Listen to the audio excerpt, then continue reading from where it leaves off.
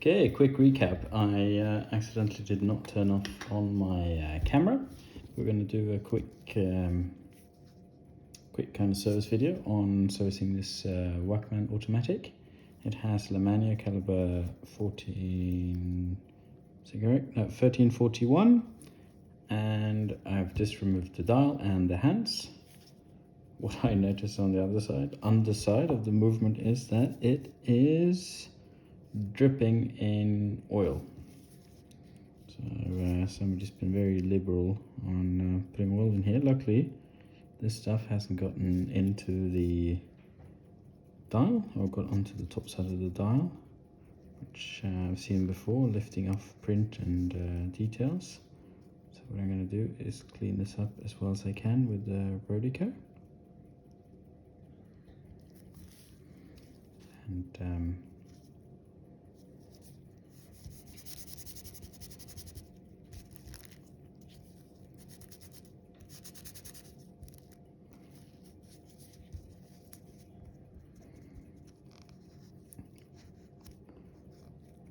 I'm glad we've gotten to this now sooner rather than later, because if this gets onto the print, it might discolor and erode it. So somebody's done a pretty poor job there, because the dial is very nice on this.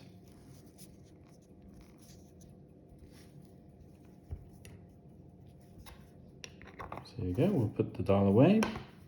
I'll put the hands away, so I don't want them to get damaged or lost.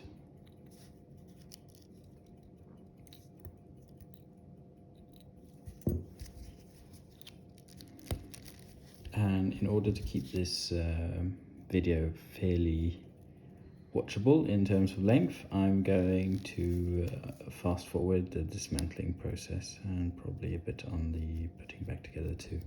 So sometimes these videos can get quite long. There's a lot of oil seeping, or just been placed on the movement here for some reason. Don't know why. Oh, you can see it's all over the date ring as well. So hopefully the print won't come off. No, that's good. Ridiculous.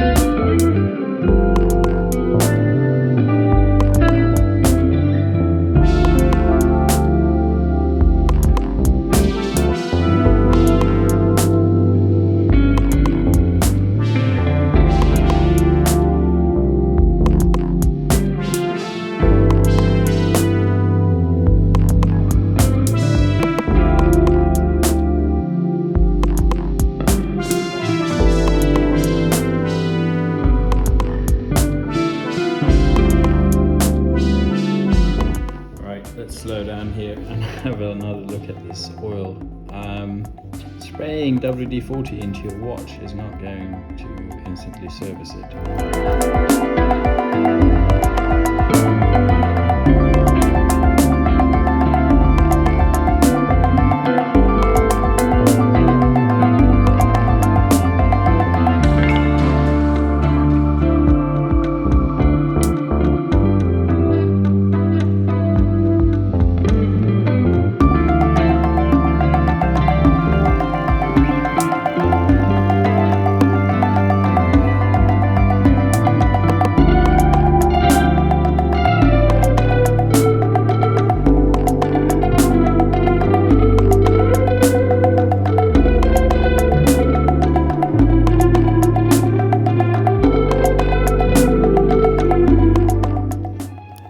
fitted the shock protection jewels back in place, and you can see the balance is moving very freely indeed, which is a very good start. Next, I have fitted the mainspring back into the barrel, so it's been oiled, and I got braking grease on the barrel walls.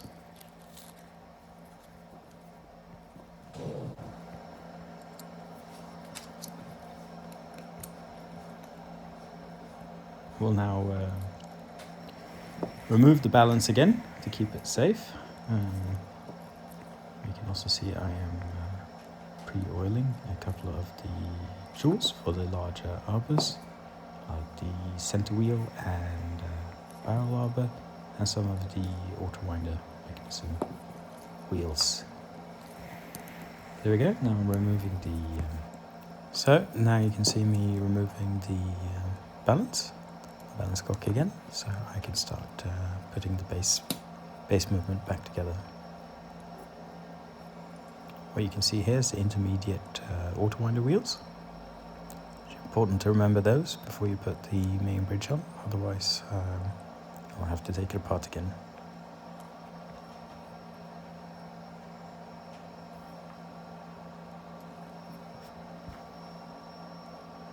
And there's the escape wheel and the rest of the gear train coming in.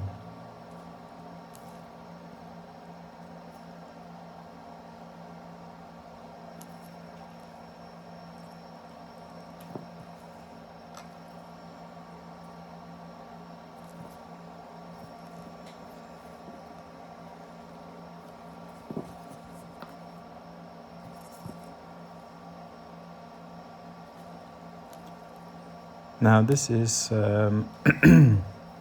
one of the push levers that will engage with the resetting,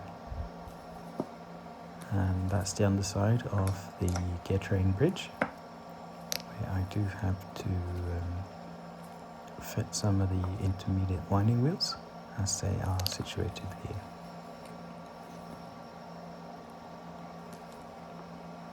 So you have what do you call it? A wig-wag wheel that goes in a slot that will move backwards and forwards, and is tensioned by spring on the top side. These little intermediate winding wheels are held in place by these little plates that you will secure with screws.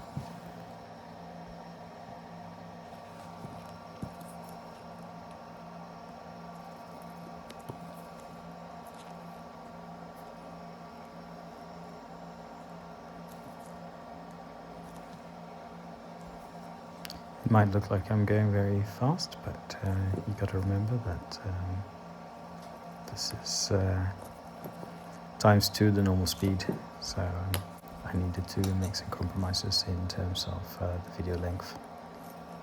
But here you can see the ratchet wheel going in, and it's time to fit the main bridge onto the movement.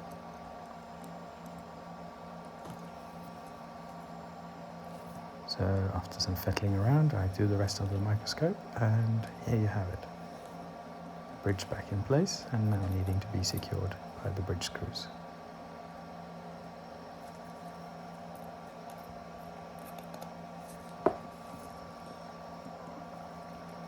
You see that big hole? That's where the reverser wheel's going to go, and it has a plastic outer ring with teeth. That's a part of the reverser wheel construction. Pretty nifty stuff. Here I'm fitting that little spring that tensions on the intermediate winding wheels. I'm flipping the movement around, pre-oiling some of the contact surfaces, including the lower side of the barrel. There's the cannon pinion.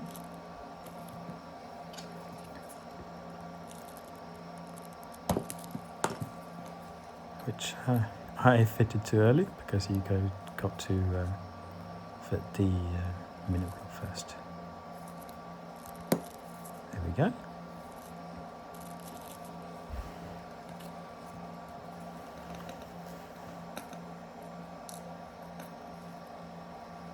Now I'm going to start fitting the winding and setting mechanism. It does take me a little bit of time to dig out the correct parts, as the basket, which I keep the basket parts in, is overflowing at this point. Here I'm putting a bit of grease onto the winding stem, getting it ready for the sliding pinion and the winding pinion. There's the sliding pinion and there's the winding pinion. Well, now, yeah, it's intermediate winding wheels, or intermediate setting wheels, that is. In with the stem, and setting lever, yoke. It's important to get that the right way around.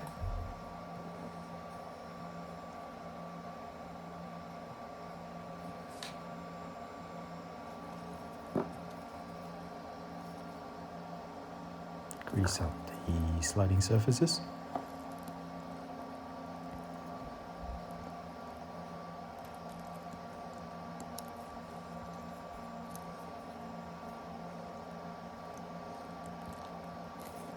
Oh, I'm goofing around a bit. But, there we go. Now it's in the right way. Now I can put the setting lever spring in place. The setting lever spring also acts as a little bridge for the intermediate winding wheels. That means setting wheels.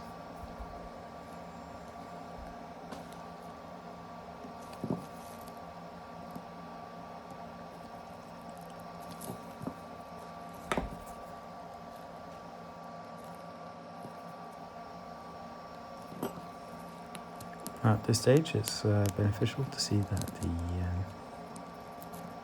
setting mechanism works. So I do test it a little bit.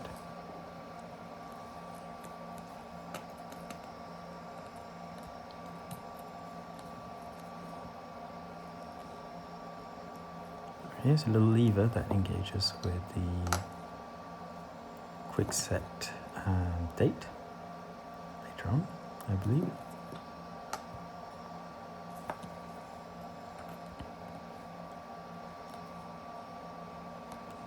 There's a little step screw which also holds the setting lever spring in place. So that's a multifunction screw.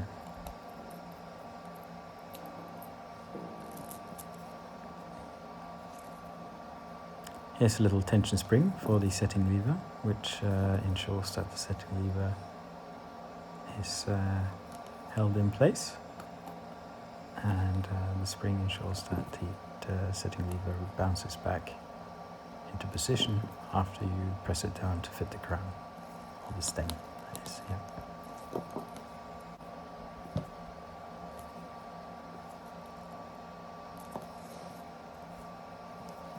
Here's a little intermediate lever for the hammer, reset hammer. It's important to grease that in all its contact points.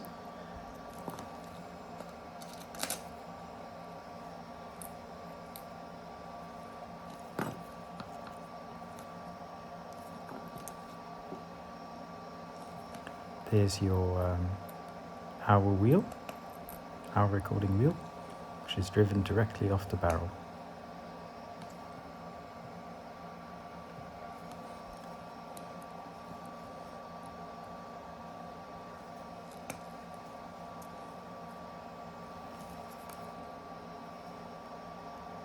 There's a hammer.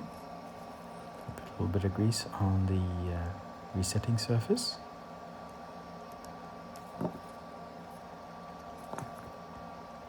And again, you want a bit of grease on all the contact points, sliding surfaces, etc. There we go. And here's our bridge, which I need to put in the right way. That's actually the bridge for the other side, I believe. Nope, that is the correct bridge. It's just to line up the barrel arbor and the hour recorder and the reset hammer.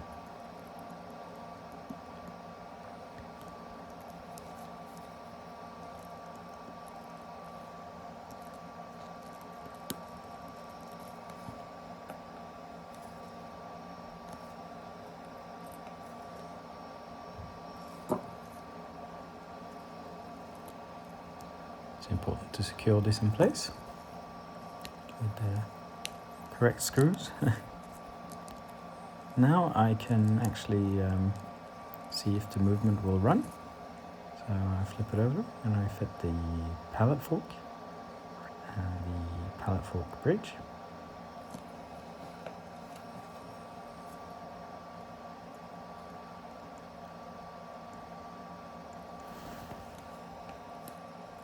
So the music you heard, that was by Luke Clayster, very talented artist.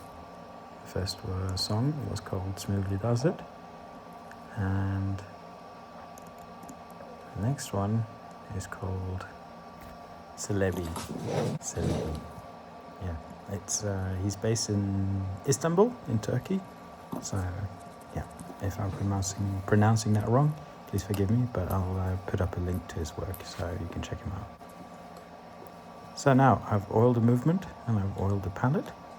So yeah, look at that, starts up straight away.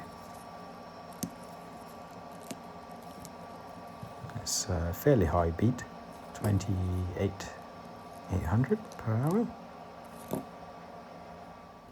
All right, Lemania on the time graph.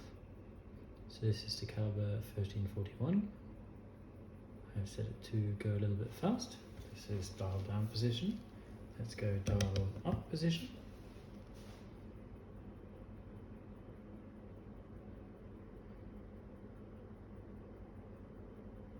Good, variation of about 1 second. That's pretty good. Dial down position.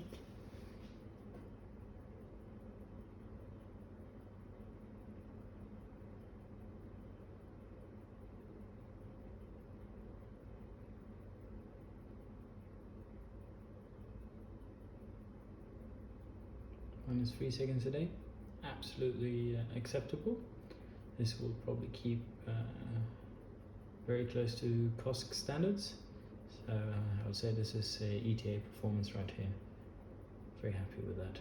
Okay, minus 13 seconds, settling. But still, from plus 9 to minus 13 to plus 8, that's all pretty good. Because when you're wearing a watch, you do move around, and the different positions you're wearing it will then balance itself out. See? Dial down position again. Let's start settling, and we'll start gaining time again.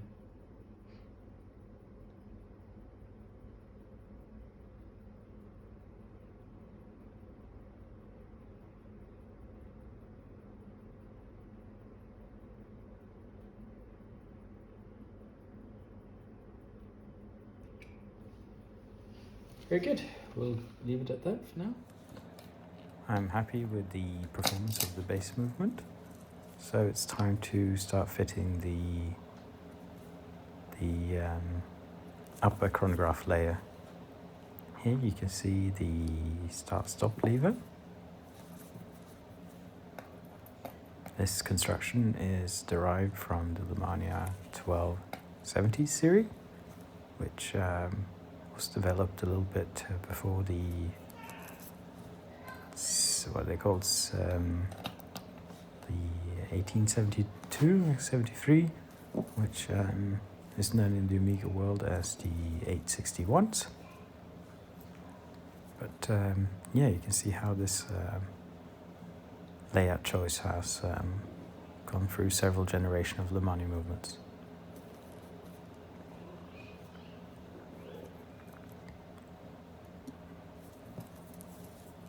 that lever is tensioned by that spring that allows it to slide back after you push it in.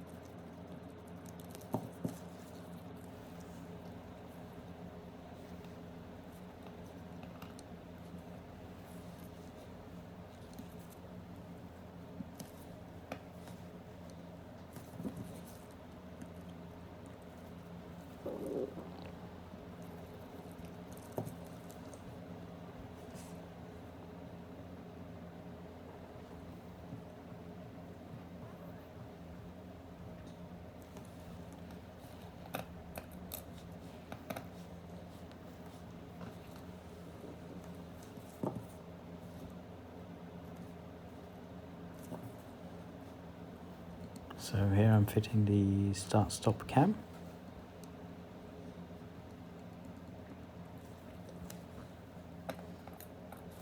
I can't really fit the screw in yet because there's a little lever that will go onto that notch later on. But I can fit the I am fitting the tension spring.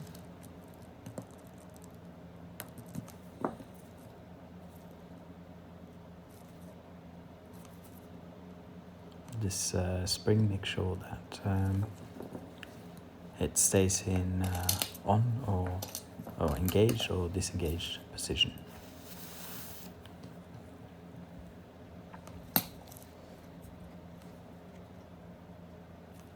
Here's a little lever that prevents the sweep second wheel from moving if you have it on stop position, but haven't reset it yet. You can see that it engages with a little spring further down, so that goes onto that lever.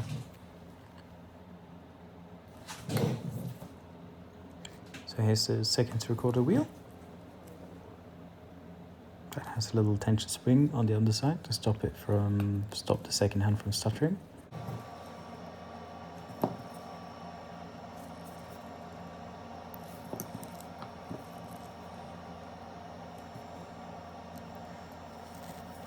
So here's the intermediate driving wheel,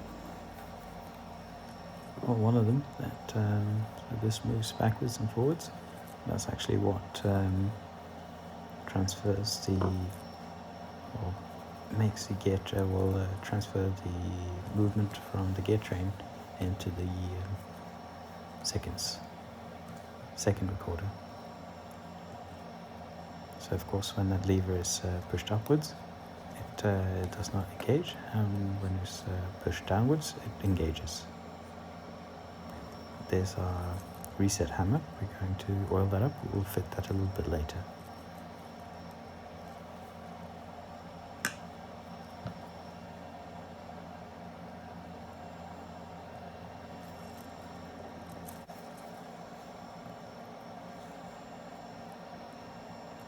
So now fitting the reverser wheel.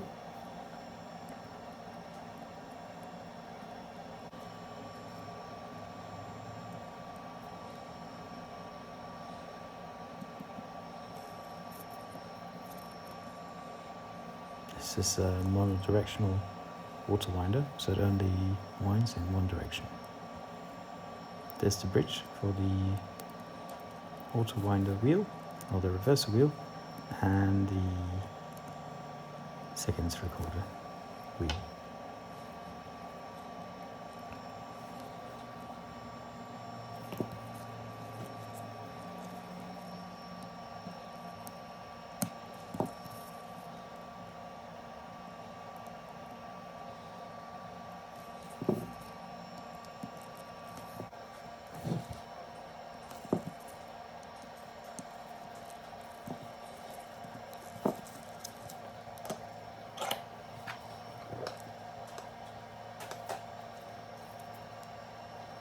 That's This little lever here is what engages the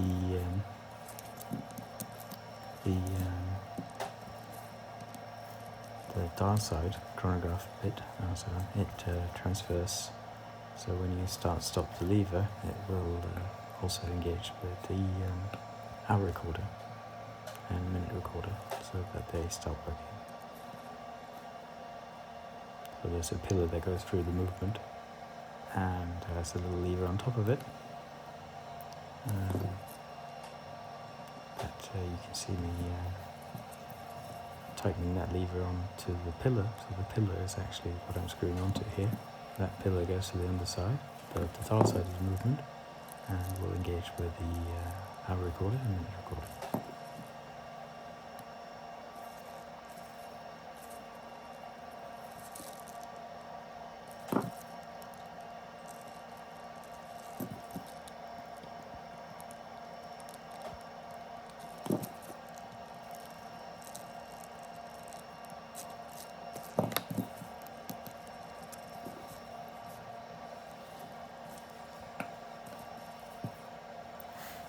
So that is the intermediate lever, which will transfer the power from, or will transfer will help you stop the chronograph dial side.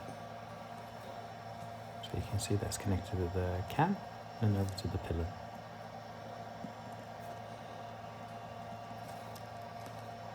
Now I can actually tighten the cam in place. That's impossible otherwise. Otherwise, you block where the intermediate lever goes on.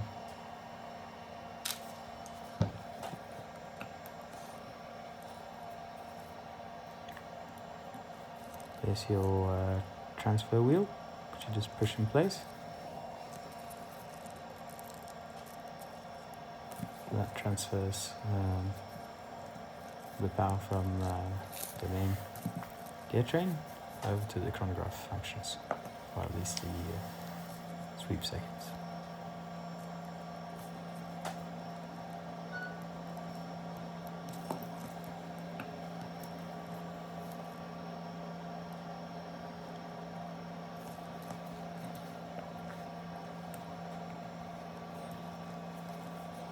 So for the minute recorder, you have these little levers, little arms that press onto the minute recorder wheel, which is you can see the cannon, which is attached to the cannon pinion. That is a free moving wheel. It's got a little spring on the underside, creating tension. But when the lever is engaged, the hour recorder will stand still. Will be locked in place by these two little levers on each side. When you disengage the chronograph, these two little finger levers will be disengaged, and the friction of the spring will allow on the underside of the cannon pinion, will allow the hour recorder wheel to turn around.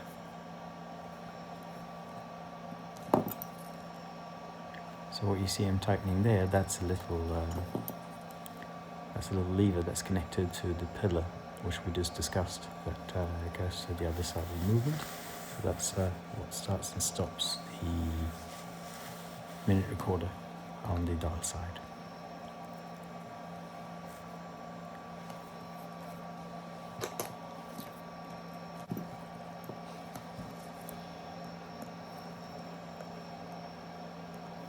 So before I put the next bridge in place here, I have to fit some of the intermediate wheels that allow for the quick setting of the date.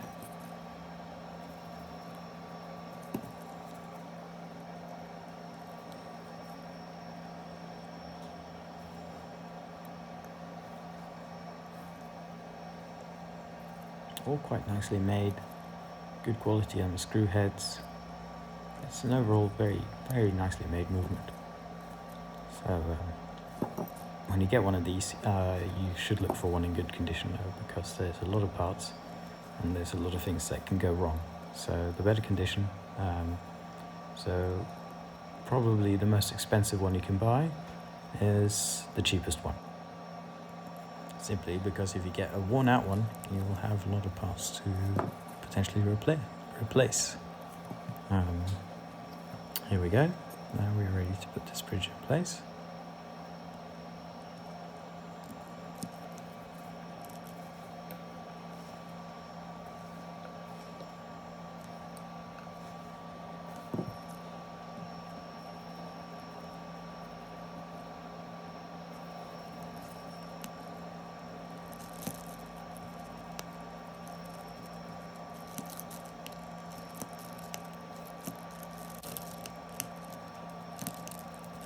There we go, I'm just testing the different positions to see that the quick set engages and that the watch will wind. Here you can see the another part of the start-stop mechanism, a lever. This lever will also lock the hour recorder wheel and also provides it prevents the watch from, if you accidentally press the reset button while it's running, it will stop it from resetting.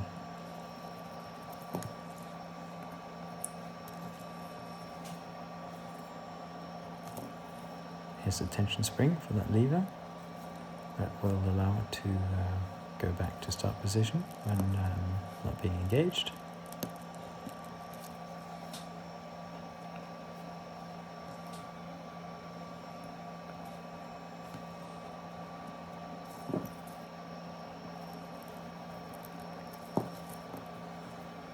Well, one could easily say that the dial side of this watch is more complicated than the other side.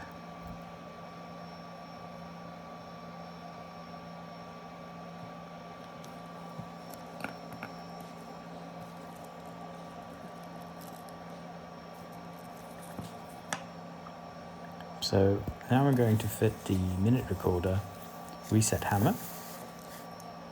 That comes in on the top of the hour recorder reset hammer. So when you are pushing the reset pusher, you are engaging the same hammer both for the hour recorder and the minute recorder. Very nice, nifty way of doing it. And there's your reset spring for that as well.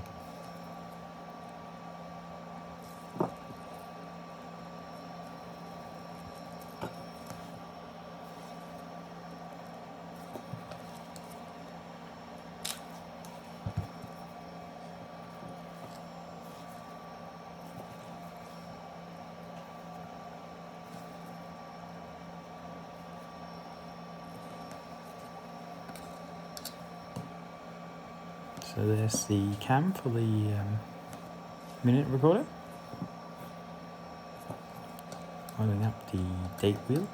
So we have the date wheel, so that will change your date, and there's the intermediate wheel for it. The intermediate wheel is held in place with a little screw.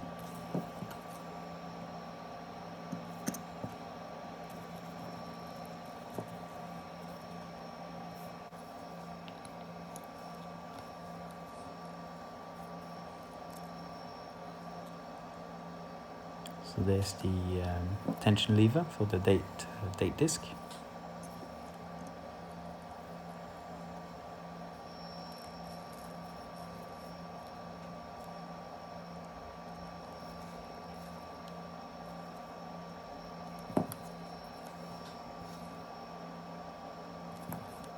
So there's your hour wheel. It comes on the top.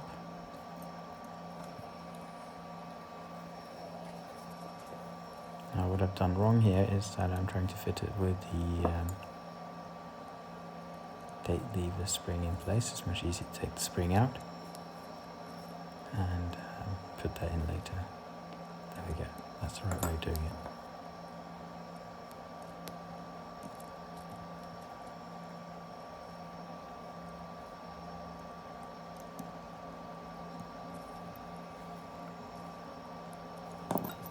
because of the hour wheel has a little bit of a tension, a little bit of a spring on it, I got to hold this disc, this covering disc down while I screw screws in, at least the first one. Now I can fit the spring in place and let it engage with the tension lever. So I'm testing the setting and winding mechanism again. Oh, there, date change, fine, good.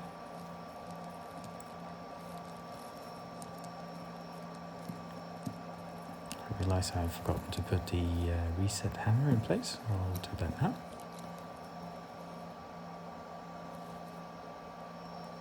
So there's the hammer for the sweep second recorder,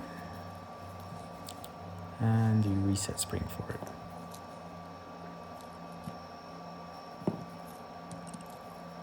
I'd like to point out that this movement I'm working on is in exceptionally good condition.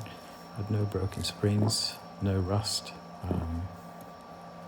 Quite a pleasure to work on, really. Sometimes you have wear around the winding mechanism in the plate, which can be terminal on these movements if too bad, but this had nothing of that sort at all. So very enjoyable to work on. So yes, it's a classical example of me doing a mistake, so I have to take some bits off again and to fit the final piece, and there we go. Now we're getting there.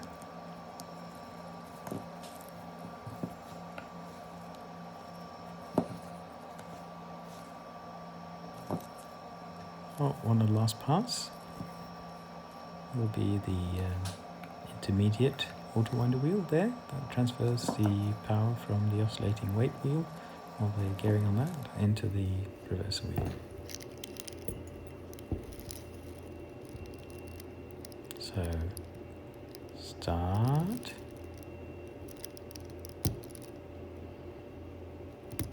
Stop. Start. Reset. Lovely. That's what I want. So there you have it. The movements put back together. Here you can see the chronograph not engaged and chronograph engaged.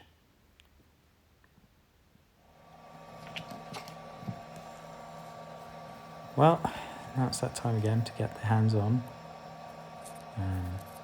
First I need to put that plastic spacer ring underneath and just press it on, like so. There's no dart screws on this. It's only a little bit tension loaded and held together with that plastic disc. Not my favourite way of doing it, but it works when it's in good condition. There's a good amount of hands going on to this movement. So we'll start with the hour recorder. So when you put them on, you've got to remember to start, stop, reset, so that your hands are put on in the start position. The sub-second, it doesn't really matter where you put it on, but on the hour recorder, it's important that you hit the 12 o'clock position. So now I'm setting the time to date change, so I can fit the hour hand. That of course has to be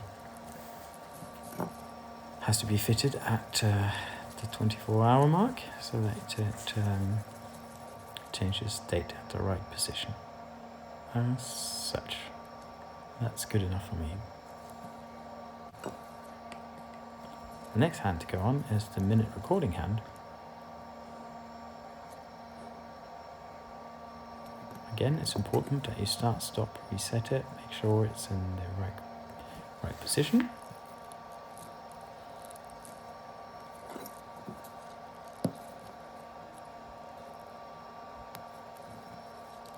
So when your chronograph is running, you will have no friction holding the minute recorder in place. So when you set the hour, you also set the minute recorder hand. Oh, set the minute. You're setting the time, it will also move the minute recorder hand. setting the time will only affect the minute recorder. It will not affect the hour recorder or the sweep seconds recorder. Date change. Good stuff.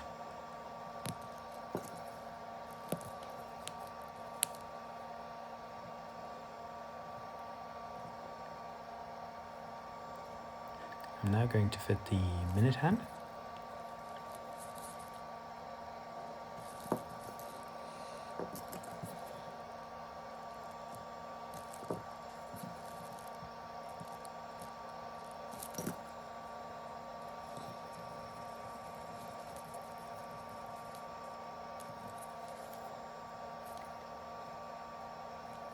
See that it lines up nicely. Good. 6 o'clock. And they change at 12 exactly, plus 30 seconds. Pretty good. That's good enough for me on this watch. Now I'm resetting the watch again, so I will put up the seconds recorder, put it on. Again, I'm going to hit that 12 o'clock spot on. I will admit that in this case it was a little bit off, the minute recorder, and when you see the final picture I've actually taken all these hands off again and put them back on, aligning them, but without the camera. So yeah, it's a little bit difficult to get it all right under the camera always. So anyway, here we go, hands now properly aligned where they should be.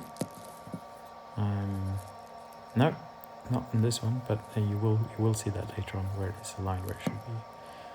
But anyway, you can see me taking the stem out.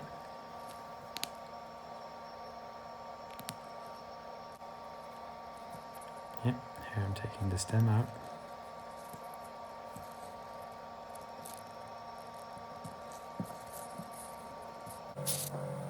Blown the dial, inside the crystal's been polished. I've taken the pushers off and dealt with them. So I've cleaned them up and put new grease in the gaskets. Here I'm putting the case clamp back in place. And the final thing after the case clamp is usually I like to look at the watch under the time graph, make sure I haven't knocked the regulator, make sure it's keeping time. And then for the oscillating weight.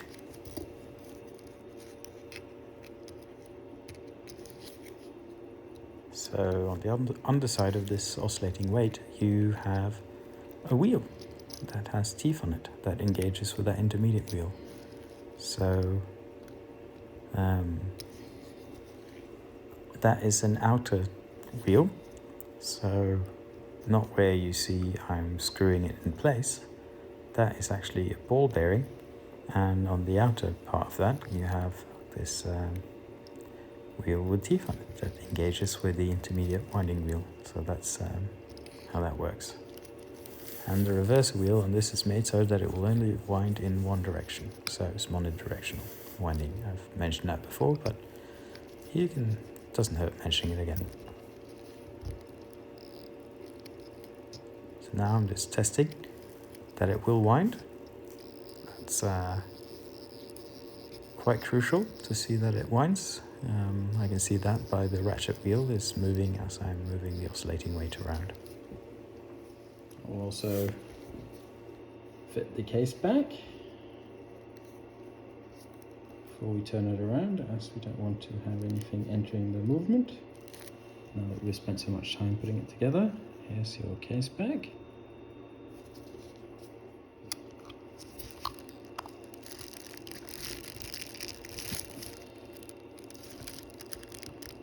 There we go, the case back is on. I've fitted a Lemania regatta crown, which is appropriate as it has Lemania movement. We're keeping the old pushers for now, because we might at a later date have the case restored, but we're not doing it now. And here we have it, Wakmann, what do you call it, regate. And I guess that's something to do with the regatta countdown you have here, 15 seconds, 10 seconds, 5 seconds, go. So, fairly clever, not as, you know, a more flexible watch than a pure regatta, I would say. But, it works. We have this inner turning wheel here, I guess, where you can set your weekday for what day in the week it is. So for example, today it's Wednesday the 18th. So let's quick set to the 18th. Well, first of all, we're going to make sure we're far away from the date change. So we're going to make sure we're not at the date change, because that is very bad. Okay, no date change, we're at 12 o'clock. And it is, so I'm seeing this upside down now, 10:56 and a half about. All right, good. Put that in the middle position. It still seems like you're winding the watch, but you're actually quick setting it as well. Not the finest quick set, but it works. A bit annoying when the watch is fully wound, you're putting a lot of pressure in there, but it will handle it. So as I said, 18th today.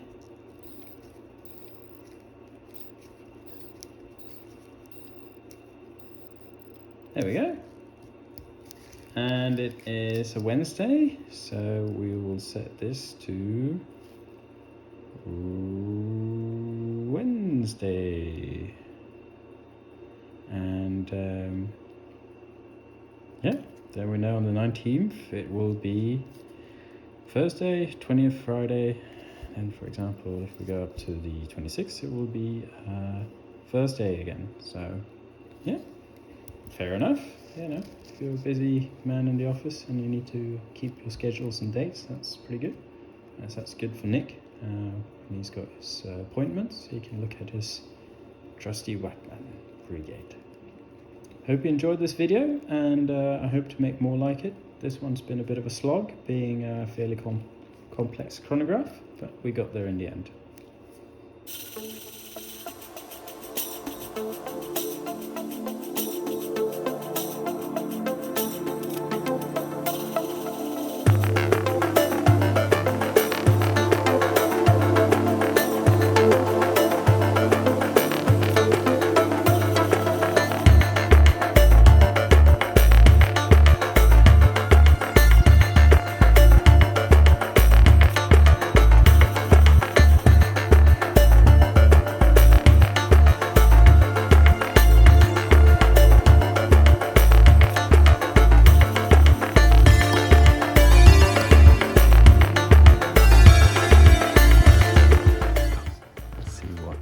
Nick thinks of this. Oh, I'm very excited. Wakmann regate, regate.